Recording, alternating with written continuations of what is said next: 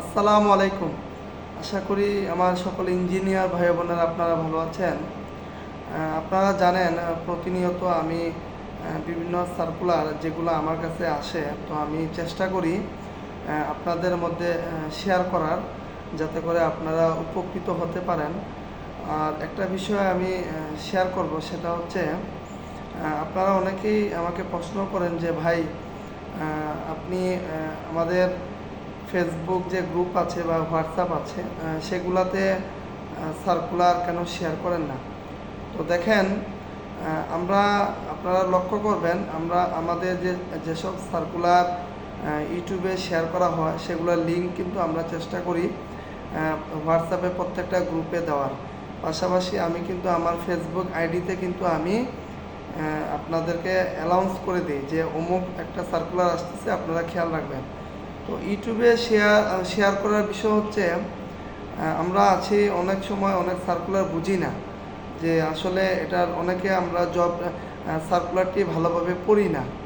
তো সত্যি কথা বলতে কেউ এটা নেগেটিভভাবে নেবে কিনা জানি না। বেশিরভাগ সার্কুলারগুলো কিন্তু ইংলিশে হয়, তো আমাদের অনেকেই সার্কুলারগুলো বুঝতে অসুবিধা হয়। তো সব কিছু মিলে অনেকগুলো কারণ থাকে, যার কারণে আমি চেষ্টা করি, যেহেতু আমার কাছে ইন্টারনাল বা অনেক কলিগ বা অনেক বড় ভাইরা বা অনেক স্যাররা বিভিন্ন সময় ইমার্জেন্সি ম্যান পাওয়ার ওনাদের প্রয়োজন, যার কারণে প্রতিনিয়ত আমি সার্কুলারগুলো পেয়ে থাকি, যার কারণে আপনাদের মধ্যে একটি ভিডিওর মাধ্যমে শেয়ার করা, যাতে করে আপনারা প্রত্যেকটা বিষয় সুন্দরভাবে বুঝতে পারেন। তো আমি চেষ্টা করি আমার জায়গা থেকে যতটুকু সম্ভব। তো এই জন্য আমি বিষয়গুলো আর কি ভেঙে ভেঙে বোঝানোর চেষ্টা করি। তো ইতিমধ্যে আমার কাছে যে সার্কুলারটি আসছে, সিভিল ইঞ্জিনিয়ার, ঠিক আছে, একটা কনস্ট্রাকশন, নতুন একটা কনস্ট্রাকশন বিল্ডিং হচ্ছে, পাশাপাশি একটা ফ্যাক্টরিও হচ্ছে, আরএনজি ফ্যাক্টরি। তো এটার জন্য সিভিল ইঞ্জিনিয়ার লাগবে আর কি। এটার লোকেশন নারায়ণগঞ্জ, ঢাকা, অথবা আপনার মানে কোম্পানিটা অনেক বড়, ঠিক আছে। ওনাদের এক এক সময় এক এক জায়গায় প্রজেক্ট হয়।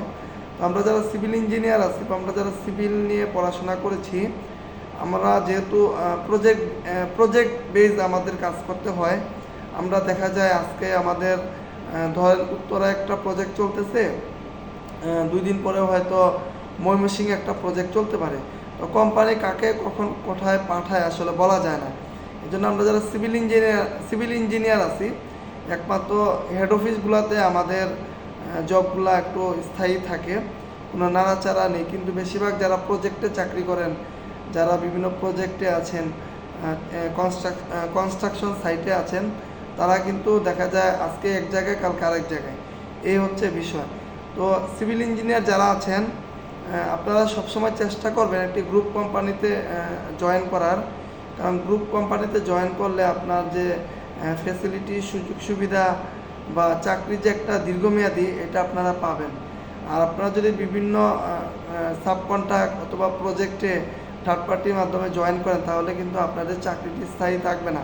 অনেক সময় প্রজেক্ট বন্ধ, আপনার কাজ বন্ধ, আপনার বেতনও বন্ধ, অনেক সময় দেখা যায় ছাঁটাই করে দেয়। তো গ্রুপ কোম্পানিগুলোতে যখন একটা ভালো কোম্পানিতে আপনি যাবেন, আপনাকে কিন্তু এত সহজে ছাঁটাই করবে না। কোম্পানির প্রজেক্ট থাক বা না থাক, আপনার চাকরিটি কিন্তু থাকবে। এই জন্য আমরা চেষ্টা করব যে যারা নতুন আছেন, 6 মাস বা 1 বছর যে কোনো জায়গায় চাকরি করেন, কিন্তু চেষ্টা করবেন যত দ্রুত সম্ভব পার্মানেন্ট জবে ঢোকার। তো আমার কাছে যে সার্কুলারটি আসছে, আসলে ভিডিওটা বড় হয়ে যাচ্ছে, ভাবলাম যে একটু বিষয় আপনাদের সাথে শেয়ার করি আর কি। তো এখানে প্রজেক্ট ইঞ্জিনিয়ার অথবা সিভিল ইঞ্জিনিয়ার একই পজিশন, কোম্পানি একই পজিশন। এটা সিভিল ইঞ্জিনিয়ার অথবা প্রজেক্ট ইঞ্জিনিয়ার, এখানে ডিপ্লোমা এবং বিএসসিতে অ্যাপ্লাই করার সুযোগ পাবেন। এখানে যারা ডিপ্লোমা যারা আছেন, আপনারা 7 থেকে 5, 6 অথবা 7 বছর চাকরি অভিজ্ঞতা লাগবে, ঠিক আছে। আর যারা বিএসসি আছেন, আপনাদের 2 বছর অথবা 3-4 বছর অভিজ্ঞতা থাকলে হবে, ঠিক আছে। তো এখানে যেহেতু প্রজেক্টে এটা একটা কনস্ট্রাকশন সাইটে কাজ চলমান, তো এই প্রজেক্টের জন্য আপনাদেরকে নেওয়া। একটা প্রজেক্টে যারা বর্তমানে জবে আছেন, আমরা কম বেশি সবাই জানি একটা প্রজেক্টের কি কাজ, প্রজেক্টে কি দায়িত্ব, ঠিক আছে। নতুন একটা প্রজেক্ট যখন হবে, ওখানে মালামালের বিষয় থাকে, ম্যান পাওয়ারের বিষয় থাকে, কোম্পানির বিভিন্ন হেভি ইকুইপমেন্ট থাকে, তারপর হচ্ছে আরও অনেক গুরুত্বপূর্ণ বিষয় থাকে আর কি। তো দেখা যায় এগুলো মেজারমেন্ট বা কোথায় কি লাগতেছে, কোথায় কি মালামাল লাগতেছে, কি কি মালামাল আসতেছে, আমার যে প্রজেক্ট ম্যানেজার আছে ওনার সাথে আমার প্রতিনিয়ত আমার আপডেট, কাজের বিভিন্ন আপডেট বা হেড অফিস থেকে কোনো আপডেট চাইলে আপডেট দিতে হবে, ড্রয়িং বোঝা, এই হচ্ছে বিষয়, ঠিক আছে। তো এখানে মোটামুটি এরপরে সেফটি একটা বিষয় থাকে। আমরা যারা প্রজেক্টে আছি দেখা যায় ওখানে কোম্পানি থেকে কোনো সেফটি হয়তো ইঞ্জিনিয়ার থাকে না, কিন্তু আমরা যারা সাইট ইঞ্জিনিয়ার আছি বা প্রজেক্ট ইঞ্জিনিয়ার যারা আছি, প্রজেক্ট সুপারভাইজার যারা আছে, আমরা কিন্তু দেখা যায় সেফটিটাও আমাদেরকে দেখতে হয়। সাইটে কি কি হ্যাজার আছে, কি কি সমস্যা আছে, সেফটি কি কোন জায়গায় কোন সেফটির প্রয়োজন, এগুলো কিন্তু আমাদেরকে মেনটেন করতে হয়। এই বিষয়গুলো আছে উইকলি এবং মান্থলি আপনার রিপোর্ট থাকবে, ওগুলো আপনাকে মেনটেন করতে হবে, ঠিক আছে। তারপর হচ্ছে আপনার এখানে 24 ঘন্টা, ঠিক আছে, যেহেতু একটা ফ্যাক্টরি এবং একটা কনস্ট্রাকশন সাইট চলমান, এখানে ফ্যাক্টরি হয়তো 24 ঘন্টা হয়তো শিফটিংও থাকতে পারে, হয়তো আপনাকে এই ফুল টাইমও কাজ করতে হতে পারে আর কি। তো এই হচ্ছে বিষয়, মানে 24 ঘন্টা আপনাকে মানে প্রজেক্ট চলমান থাকবে, ঠিক আছে। তো এখানে মোটামুটি আপনাকে কম্পিউটারে কিছু কাজ জানতে হবে, অটোকেট তো বললাম, ড্রয়িং জানতে হবে, ঠিক আছে। তারপর হচ্ছে হার্ডওয়ার্কিং, আপনাকে অনেক পরিশ্রম করতে হবে, হ্যাঁ, সৎ হতে হবে। তারপর আরও বিভিন্ন এনভায়রনমেন্ট, আরও বিভিন্ন বিষয় আছে আর কি। তো এই বিষয়গুলো আপনাকে দেখতে হবে আর কি। তো যারা অলরেডি সিভিল ইঞ্জিনিয়ারে অলরেডি চাকরি করেছেন, আশা করি আপনাদের জন্য এটা সমস্যা হবে না।